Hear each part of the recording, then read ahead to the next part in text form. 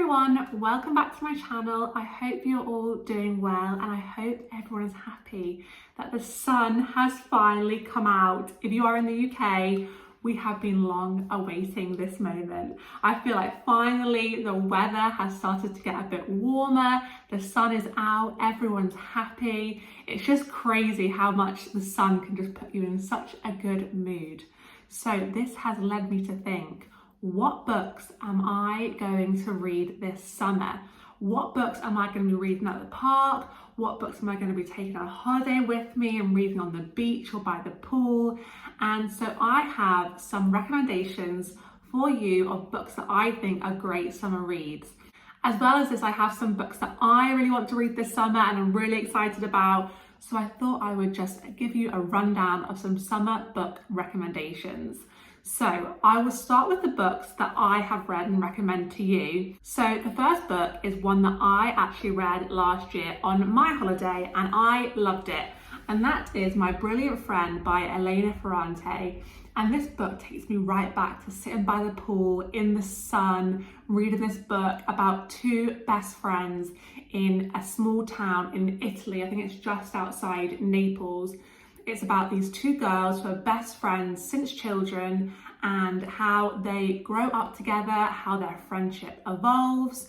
And it's just a beautiful story of friendship and life in Italy. They are born into quite a poor area, quite a poor family, where family is really loyal and really important. So it talks a lot about family dynamics as well as this friendship, but also how your friends inspire you, and it really captures that sort of young naivety of like, the world is my oyster, I can do anything. And I thought it was so magical reading about that friendship that you have when you're children. Nothing else quite compares, where your imagination is running wild, you're dreaming all these things together. And I just loved that element of it. And I loved watching them grow up together and how their relationship changes as they get older and sort of go in different paths, but still wanting to maintain this really strong friendship they had as children. And I just love this background of the Italian town, talking about family ways of life, things that they're getting up to, things they're cooking, the lovely Italian sun. I just thought it was a great,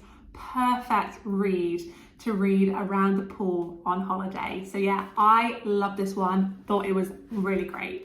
The next book that I'm going to recommend is actually one of my favourite books ever, but I feel like I never talk about it, and that is The Ballad of the Sad Cafe by Carson McCullers. And to be honest, I would say any Carson McCullers book is great to read because all of her books are set in the Deep South, so it is always absolutely scorching hot, dry, dusty. So I just think anything by Carson McCullers, you're onto a winner if you want to read about a hot environment. But I absolutely love this story. It's quite a short one. This book itself has, I think it's got quite a few short stories in this one. The Ballad of Sad Cafe is the longest, and it's about a woman called Amelia Evans who runs like a general store. Her store is sort of like the hub of this small town, and I just love it. I loved all the characters. There was so much humour in it, and it's just talking about their little small town and how they interact with this small little shop. One thing about me is I love reading about these vibrant characters that you find in these sort of little towns, and how I feel like every town has these vibrant characters, but I just love reading about them so much. It's how this store is just an absolute hub of the town. They make it into sort of like a cafe where you can go drinking. There is like a big fight, there's some drama, like there is a lot packed into this little story. I just thought it was so funny. I just loved it, and it's such an easy, quick read. If you're out and about, you're going to the park for an afternoon, for example, this would be the perfect book to take with you. You can devour it in just one sitting. I just thought it was so great. The next book that I'm going to recommend is one that I haven't read in ages, but immediately sprung to mind when I was thinking about some summer book recommendations, and that is Outline by Rachel Cusk. And this is about a woman who is an author, and she goes to teach a writing course in Athens. And I have never been to Athens before, never been to Greece before, and I just loved hearing about it. the way the oppressively hot sun is described in this book and how people sort of live around that, I loved. And I think it's so evocative of just summer feels, you know, when you're just so hot that you don't want to move, you become really lethargic, but like in the best way possible. It's a really sort of quiet book, nothing crazy happens in it. It's just sort of talking about this woman's life and how she goes out there. It's quite reflective. So if you want more of a slower paced book, you can just sit back, relax, spend a few days reading whilst sunbathing, I would say this is the book for you. So the next book that I'm going to recommend is The Island of Missing Trees by Elif Shafak. And I read this book late last year and absolutely loved it. I feel like it evokes a sense of warmth and reminds you of summer because half of it is set in London, but then half of it is set in Cyprus. I'm talking about the war between Greek Cypriots and Turkish Cypriots. So this book is quite heavy, it's quite sad, but also there is so much love in this book and beauty, and the way that nature is described in this book is so lovely. And obviously when it is summer, the leaves have come out, so I think this is the perfect read. Some of this book is actually narrated by a fig tree, which is very interesting, very unusual. This book has forbidden love in it. It has a really beautiful love story. And I feel like this is my version of like a romance book that you'd read on the beach, because I'm not the biggest fan of romance books in general. I don't tend to veer towards them, but this book has such a beautiful romance in it, but also so much more. There is so much depth to this book, talking about these big moments in history and how that has affected people even to this day and their families and their lives. So I love this book. I thought it was so great. It was so heartbreaking. I love how the author flitted between modern day London and Cyprus back in 1974. I just thought it was such a success and I would definitely read more from Elif Shafak. But yeah, love this book. I just loved the references to nature and how much it talked about nature and celebrated nature and the life of this fig tree traveling from Cyprus to London. Just loved it, and I feel like it's a real celebration of the leaves finally coming out, the flowers finally blooming. So yeah, really recommend this book. So my next book on the list of my summer book recommendations is this one, Pod by Laline Poole. And I read this book fairly recently. It's the first book that I read in the Women's Prize in Fiction long list. If you don't know, I'm trying to read the full Women's Prize in Fiction long list. I'm getting there slowly but surely. It feels like ages ago since I read this book, but it wasn't that long ago at all. And this is narrated by a dolphin. It is about a spinner dolphin named E, who's always felt a bit different. She has these sort of hearing problems, which means she can't perform the way that other dolphins do. And because of this, she ends up leaving her pod and going out into the big wild ocean. This book also covers some different areas of the ocean, focusing in on some different sea life, which was really interesting. You learn so much in this book about sea life. At first, it was a bit overwhelming, the amount of information that you are given, but it just serves to really heighten the story and makes you so much more invested in all the characters.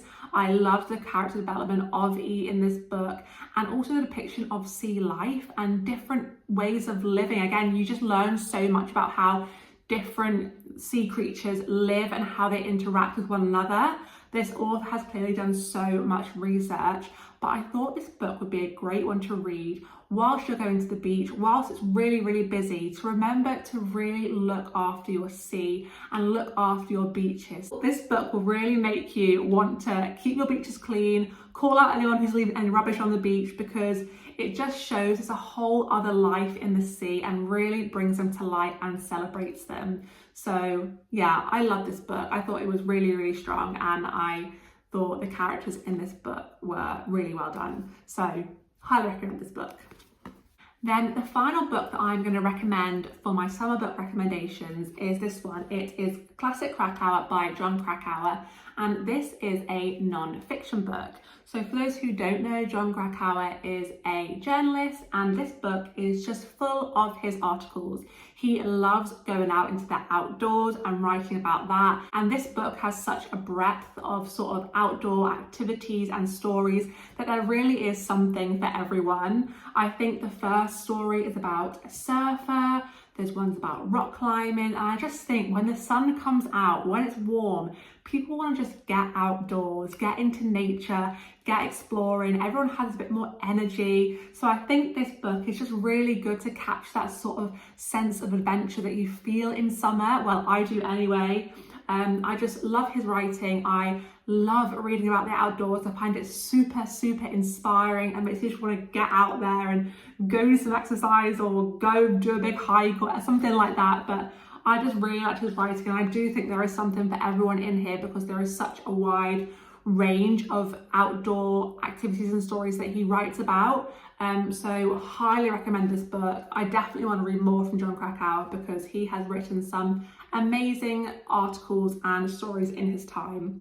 So that brings me on to a few books that I really want to get to this summer. The first one being The Beach by Alex Garland. And whilst I was back reading Elena Ferrante, My Brilliant Friend, on holiday last year, my boyfriend was next to me reading this one, and he kept telling me little snippets of the story, and it sounded so good. It sounds like the perfect summer read because it is about people who go backpacking and they find this sort of deserted island. It says here, backpacker Richard lands in East Asia in search of an earthly utopia.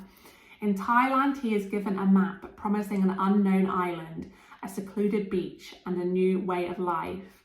What Richard finds when he gets there is breathtaking, more extraordinary, more frightening than his wildest dreams.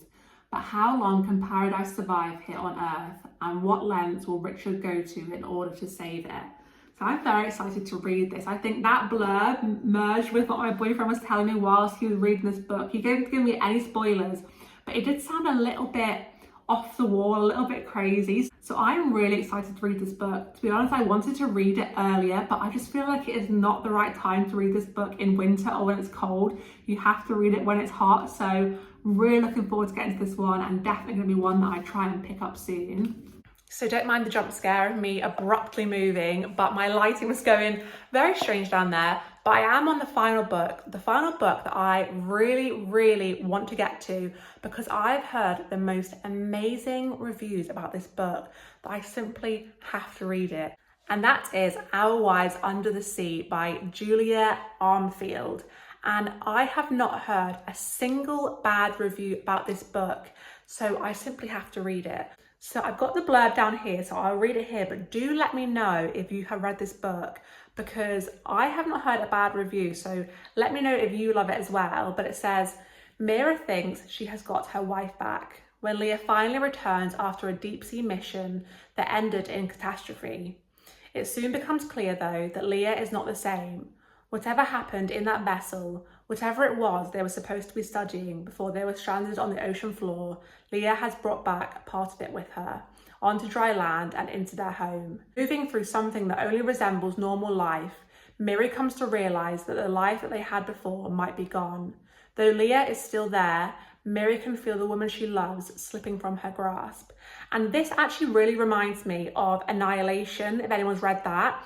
It's about an area called Area X, and a lot of scientists go out there in different cohorts and they either go missing, never come back, or if they do come back, they are completely changed and no one knows why. And I absolutely adored Annihilation. So I am really, really excited to read this book. So yeah, they are all the recommendations that I have this summer. I am just so happy that the sun has finally decided to come out, and I hope you are all feeling the sun as well. And I hope you are all feeling happy about it. And also do let me know if you have any amazing summer recommendations down in the comments, because I always love to hear them. So thank you so much for watching this video, and I will see you in my next one.